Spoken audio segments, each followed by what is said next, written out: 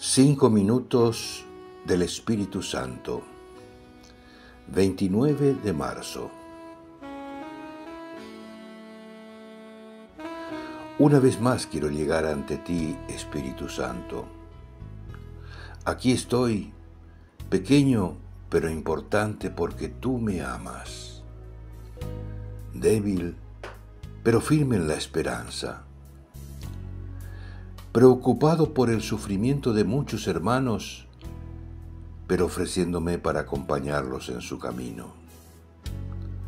Inmerso en un mundo competitivo, pero dispuesto a la comunión y al perdón. Conmocionado por la pérdida de valores, pero anunciando un mensaje que cambia los corazones. Aquí estoy invocándote, Espíritu Santo.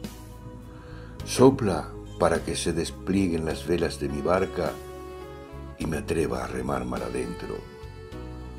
Ven, Espíritu Santo. Amén. Autor: Cardenal Víctor Manuel Fernández.